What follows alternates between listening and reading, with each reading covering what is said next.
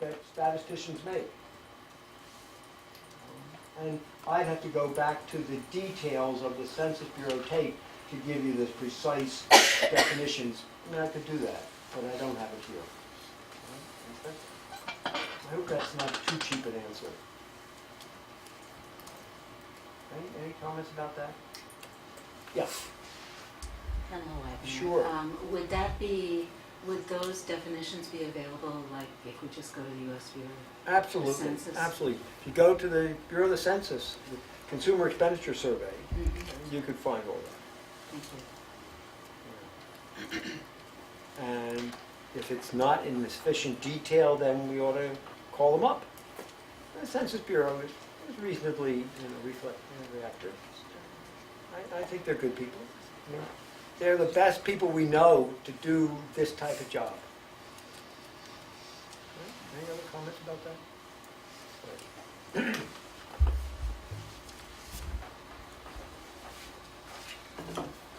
All right, so that's where we're at. Sorry. No, it's all right. The question that we end from the previous slide was, how do we divide expenditures for how do we derive expenditures for children from household expenditures in the areas of household collective goods, right? That's the issue, all right? And oh wait, says I'll save my voice. Sorry. No problem. Did you want to ask a question so we don't hear a question? I'll just do a card. It's okay. You sure? All right. My question was, this is Tara Borden, I'm with THS. Oh, yes. So if we categorized items, let's say like cribs, high chairs, if they were under this big umbrella category, I don't know what they call it, household goods or something. No, they would call it child care and education. Okay, so those things are categorized Yes. separately in Yes. the child specific. Yes. Okay, then I think my question's moot. The lawyer said it's moot. I also have another question Sure. from the audience. Sure. When taking in costs for kids, why for all expenditures go into I can just ask it. It's a lot easier than trying to read my writing. when taking in costs for kids, why for all expenditures go into child support? So it seems like the government wants to take over all money issues with my kids. Why can't the government focus more on supporting? Co-parenting instead of taking over all of our expenditures and putting them all into statistics or whatever. So Thank you. my question is kind of, I'm not sure what the models are, and I'm looking forward to seeing them, but instead of telling the dad that they just have to pay half of everything, why not do what's right and try and get everybody to work together so the father isn't paying money out, but actually co-parenting and being a part of the kid's life? It's a really good idea. It's a policy issue, and it's not what I'm focused on. Okay, cool. Thank you. I mean, I don't mean to Well, that's why I put asked you that. off. I mean, I really don't. I thank you for being on and letting me know or whatever. That's cool. It's not really what I'm doing. Cool. All right? Okay. All right, so we had this previous question. Let's go back to Sure. the last question is how to divide these expenditures. All right. All right, now let's go on to the next. All right. And the answer to an economist is pretty straightforward. If we had two households, one with children and one without children, and the households were identical, that's a big if, then we could ask how much more is spent with the child than without the child, right? And we could compare them, and that difference would be the expenditures on children. If the household in economics, cost is defined by marginal costs, the additional costs or incremental costs associated with particular activity. And that's the definition I tell my students. and it's a definition I try to apply here. And if we had two identical households and they made different decisions with and without children, and the decisions made with children were due to the presence of children, everything else would be the same, then we could look at the additional expenditures associated with children as applying to children. Kathleen, you're obviously unhappy. You're obviously unhappy. I can read your face, and I think we should stop here. If you'd be so kind, because the It's your assumption, game. it seems like the assumption that you're making in this particular matter is that you're looking at it in a utilitarian viewpoint, rather than looking at it from a consumer viewpoint, because you're making the assumption like if there's $1,000, they're gonna spend $750 on the adults, and then $250 is left. If you have that same parent and they have a child and they expend the full $1,000, then you would attribute under your thought process the $250 towards the child, right? Go on. Okay. But that's a utilitarian way of looking at it. To me, it's like there's a lot of people, if they have $1,000, they're going to spend $1,000 on themselves. If their children then come along, then they're going to reallocate how they do expenditures. And it seems like your assumption doesn't take into account that difference. You just made an entire assumption right there, though. No, I did, but what I'm saying is that you have to make the assumption, if you wanted to adopt this formula, you have to make the assumption that the parent is only going to spend as much as they need to do rather than what they want to do. If they have children, they're going to expend more because they need to, or they may choose to. But it seems very utilitarian, and that's not necessarily, I think, reflective of who consumers really are. And that's where my struggle is. Can you help me? Yes, but maybe, I'm sure other people agree with you. And who else would agree with Kathleen? Yeah. I don't put it, this is Pamela, I don't put it quite as eloquently as bless Kathleen did. But when I was going through things and reviewing it, the question, and it is very much like that, when you don't have, and if you're looking at two identical households, one with children, one without children, it's very much the same if you have the same amount of income. The household without children may go to Lunds and Byerly's or Kowalski's. Those are local higher-end grocery stores. The household with children will be able to stretch their money more and will go to Cub, Rainbow, to another store that the prices are different. They might go, the childless couple may go to the co-ops. The people with children, co-ops tend to be rather pricey, so they don't go to the co-ops. So you have this different way of spending, and so it's difficult to say, just as Kathleen said, that you have $1,000, it will be spent by the childless couple at Lunds and Byerly's and whatever, and the same amount might be spent, but it'll be spent differently and at different prices. So how do the models take that into account? I think you were quite eloquent.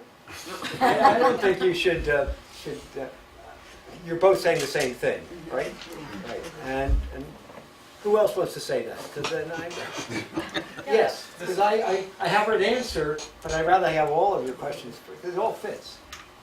This is Jeff. I don't know that I have a question other than just a thought, and that is trying to remember the different income levels that people have. So if you're in a low income level, you're probably not ever going to Kowalski's or Byerly's. And so I think we have to also remember that these choices are dependent on the income level of the parents. And when you think of low-income people, they make much different choices than someone who has additional money to make other choices, if that makes sense. And it's not a question, it's just, I have to always remind myself that the different income levels make different choices because they have more income to make those choices with. Of course that's right. Who else? Who else? Just to, Oh, go ahead. Jason? Jason Smith here. I think what you're talking about is right. How families with children, without children, they spend differently.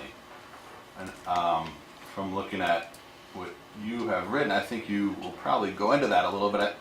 I think what the problem that I see with the models that are used now and the USDA numbers for the cost of raising children is that a family, mom and dad that are married, and they have a child, the USDA models say that that family, let's say they earn $100,000, they now have to earn $113,000 in order to raise that child.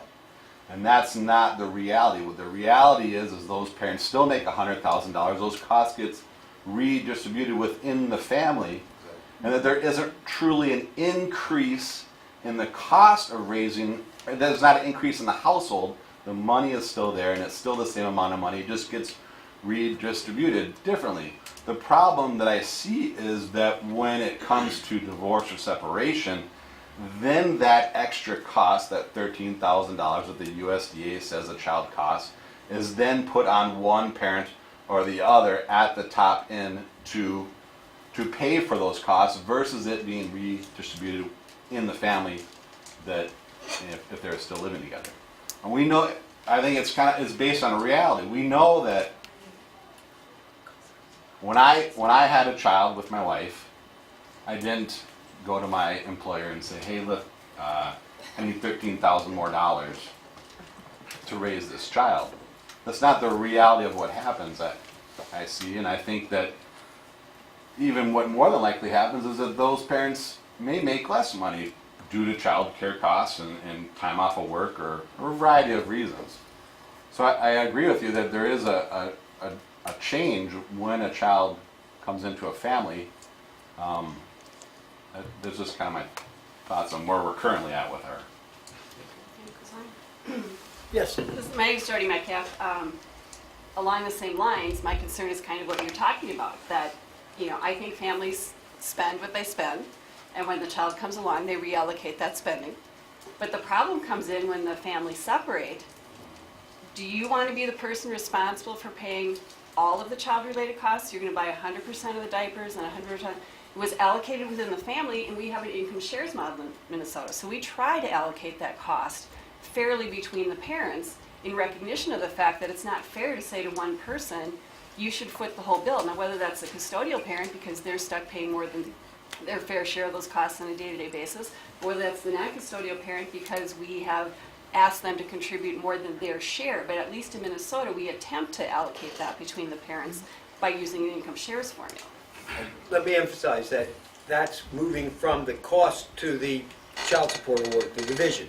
And remember, that's not really what I want to focus on now. Right, but the but problem is if that's the the policy model- issue, yes. If the model says the party spent $100,000 before when they had no children, Right. and they spend $100,000 now when they have a child, that model says there is no cost to that child. And I think that is unrealistic and not rooted in actuality. It's not a fact. The reality is we know it costs to feed, clothe, house, transport, provide health care, do all these things that we do for our children, needs as well as wants. So the question is, if this model is going to say, I would have a hard time with a model that says a family with no children spent this much, and that same family now having a child spends the same much total because they don't want to go into debt. So we're just going to say that means there really isn't any cost to having that child. And that's what I'm hearing. No, you would be right, but you would be right. But let me see if I can Okay. put okay, Lori. So this is Lori Clark. So back to the question that you're talking about with distributing the household collective goods by trying to compare two different families. And I guess I do agree with the comments before. that even if you compare two different families, one with children, one without children, the big one would be housing. So you could be renting an apartment, and you could be a childless couple with 3-bedroom apartment, or you could be a couple with 2 children that have that, or 4 children that have that apartment. And that would not be a fair comparison, because if you have the income, you're the childless, if you can afford the apartment, then you don't need those extra bedrooms the way that, a family with 4 kids need 3 bedrooms. Okay, maybe it's time for me to respond to. Okay, hey, Bill, I also have a couple from the audience that are just more variables to add into this, and if it's okay, if I can let me paraphrase. finish what I have here, Thank you. and then I'll get to that. Thank you. Okay? All right. I want to first deal with Pamela's response. Because Pamela said, if I can reinterpret what you said, that, and again, as Jeff emphasized, this is for a given income level. This is the situation that I'm dealing with, that we're all dealing with really, is for a given income level between the 2 families, the 2 households. Right? So we're not changing households. And we're talking about food, I gather, because I don't know these markets, but I can imagine that there is a high-class market and a low-class market. Is that the right words, or whatever words you would prefer to say? Inexpensive. And so an expensive market and a less expensive market. Well, that I don't know the markets, all right? And you can get the same food at each. Can you? Why do you go to the high-class, the expensive market when you could get, if you could get the same food at the less expensive market? What's the answer? Sometimes it's the opportunity to have your own bagger, have somebody bag up your food, have somebody. So there's benefit from it. Yes, There's benefit from it. people receive benefit. Right. Being able to drive up and have Right. somebody load your car. In my neighborhood, there's a high-class market and a low-class, medium-class market. The high-class, every fruit is really is really beautiful. The shelves are unbelievably lovely, right? And you go to the other one, everything's a mess, right? But you get the same stuff. I go to the one with the mess, but I can understand that you might. So here's the issue.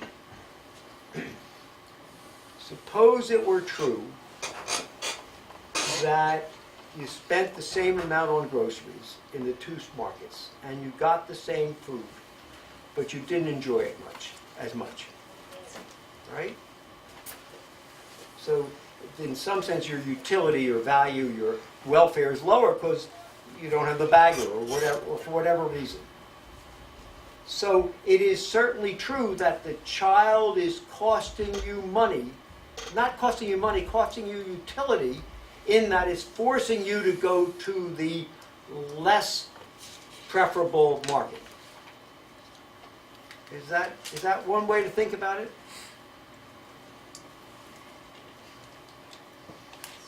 Well, then it would be, then you're trying to measure the shadow cost or the opportunity cost of having a child. Yes. I'm not sure I agree with that. Well, then tell me. Because the food is not exactly the Okay, same. so the food is different quality. Mhm. All right. So you could have. So the difference is that the cost of having the child is the quality differential in the food. But also what you're buying. All right. So- Instead of buying steak, you're buying hamburger or something like that. Or for a 17-year-old, you're buying chips, you're buying things that you normally wouldn't buy if you didn't have a 17-year-old or a 15-year-old. Right. So you buy different things, and you buy it at different stores, but your expenditures are the same. Yes. All right. So that's the issue. So what, in that sense, is the cost of raising, the food cost of the child? Is it the dollar amount? No, because you spend the same amount. It is the fact that you buy lower quality good in a less comfortable place. Is that? I'm trying to get you to I just think. have to think about that. Yes. Well, think about that. Shall I go to someone else? Well, okay. All right. Because I think we were very similar. No, that's right. Now, that's really related to what Kathleen had to say. Because you talk about needs and wants. Well, to an economist, and I know that's my professional disability,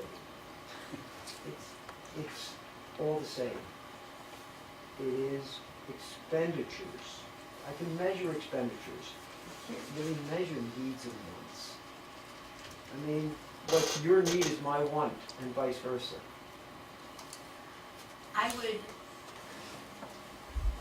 suggest that when I was using need versus wants, what I'm talking about is you made an assumption that, like I said, if you have the $1,000, that if it's a couple, that if they spent the entire $1,000 on themselves, and the child comes along and thinks somebody else did the same thing, and they reallocated money, but Can we just deal with this?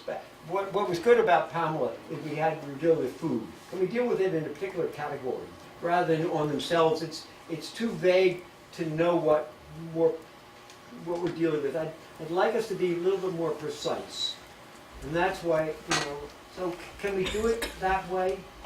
well, then it would be,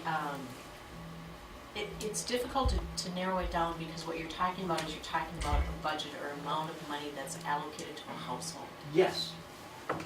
And with the child, we reallocate the budget. That's exactly right. And I'm going to give you some results about how my data suggests they reallocate the budget. But what I'm reading up there is it identifies that if you have a household with a child, the additional expenditures represent the amount attributable to the child, and that's In monetary terms, but not full economic terms.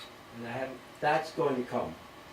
And that's what I tried to push Pamela to, because what I try to emphasize is that even though the monetary costs may be the same, the economic costs may be different because you have less quality food, or the shopper has a less pleasant environment to shop, or something else that you would know better than I. All right. So I'm not saying that monetary costs represent full economic costs. I'm not saying that, and that's 3 slides later. I promise to get there. I promise. All right. But I don't know that I'll get to needs and wants. Just a smidge. Sorry.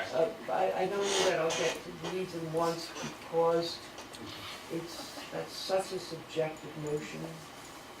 That your need isn't my wants and vice versa. It's so difficult to decide on a broad basis what is a need and what is a want. Do you disagree with me, Kathleen? I think it's true that it's very difficult to determine what is a need versus a want, and to have that a universal standard. All right, so you'll pardon me if I don't use that terminology too much, but because I don't know how to deal with it. Right? Lisa, you had a comment. It's slightly different, just a kind of a question as we're talking about household and as we're talking about the data. Is it based on intact families?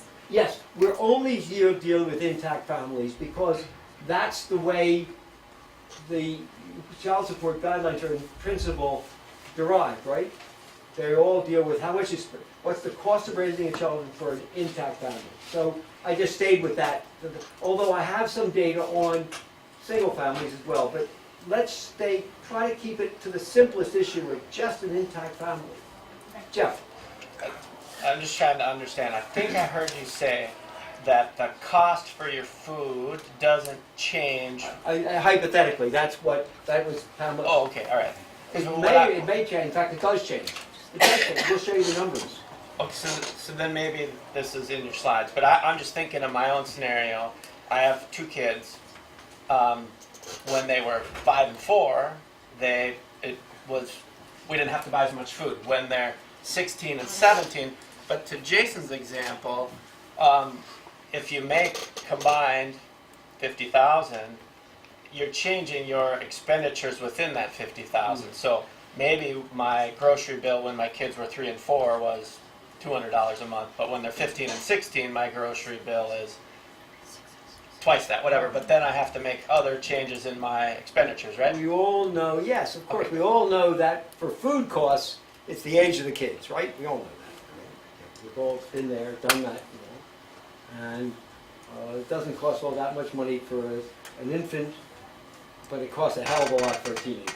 We all know that. And that shows up in my data, you know. And, all right, so but I'm going to keep coming back to you because I want you to think hard about the issue I do. All right? Bill? Yes. We're out of time for a break. Would you like to take about a 10-minute break?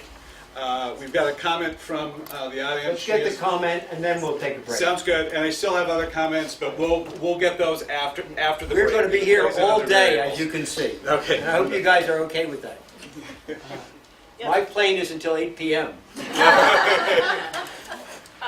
I'm Melinda Hudal. I'm actually a member of the task force, and I was been testifying on other issues around the building today, so I apologize in being here for a segment. But I think the example I think of, which gets a little somewhat expensive, but actually more almost the reallocation of the consumption of who's consuming what proportion, is the example. Let's say a person who's lower income, they make tuna noodle casserole, tuna noodle hot dish. You can live here. A single person may eat that for several days, and they stretch that through their budget. If they have children, they're still making the same dish of tuna noodle casserole, but their children are they're consuming it with them. So it's the expenditure of that part of the food may be the same, but how it's allocated. But over Shifts. time, if they can last it for 3 days, they don't have to go to the store as often, so they don't buy as much. Or they just eat less on other Or days. I they mean, we do have, unfortunately, families where they don't have that opportunity of going to the store. So that is multiple times. Pamela's issue. That they eat less is the opportunity cost of eating less. Maybe that's a plus for so many of us, but you know. It's somewhat, and and I know you want to stick with the food part of it because it's kind of the similar argument with something like clothing, where a lot of parents have X amount, and if they have kids, and they need to spend the money on clothing, they're buying less clothing for themselves. It's not that they're spending close to the same amount and it's an extra expenditure for the kids. They're pulling that amount back typically for themselves. Either parent is See, doing that. I'm sorry, Jim Lloyd. Yeah, go ahead. That's the issue as to where, what that question poses is that you're saying in that instance, because I can't buy as many shirts for myself because I have someone else to buy for, that someone else should pay for that difference to get me to a point to be able to buy as many shirts as I was buying before I had a child. No, and I want to be clear, that's not what I'm arguing. No, I'm not saying I you're get what arguing, you're saying, but I'm it's, saying that's the thread is to which where we find the most conflict, because there's an ideal that, yeah. to your exact example, I can't do what I did prior to having a child, and someone has to pay for that cost. And there's someone who has to make up the difference for not being able to do what I did anymore. And that's where the conflict comes in. And I get that too. All I'm saying is that when you talk about whether the underlying assumption is kind of a marginal cost approach, is that the reality of how families spend. There are different allocations of consumption built within that I'm not sure I'm totally there with the per capita piece, because it has some assumptions built in underneath it that I'm not sure I'm there on. I don't disagree with you, Jimmy. I'm just saying that I think as the model goes about assuming that a person's expenditures are the same, and in the reality of how the spending is done, not the theory of what backfills that. Let me make sure I just respond one thing before the break. Right? I'm assuming expenditures are the same only hypothetically. That's something I test, and in fact they're not the same. The reason I said it that they're the same is just to focus our attention, not because that's in fact how families behave, and I'll show you the results. The results are in my paper about how families actually behave, whether they're wants or needs. We don't know that. All we know is how they behave, and according to the data collected by the Bureau of the Census. That's all I know. But I do know that, and I don't want you to think that I believe that families spend the same. They don't. And I'll show you the answers, okay? We'll spend a lot of time looking at the real numbers. All I'm saying is that if we had two identical families, one with children, one without, then we could derive in each category the expenditures on children from the differences between them. And without children would never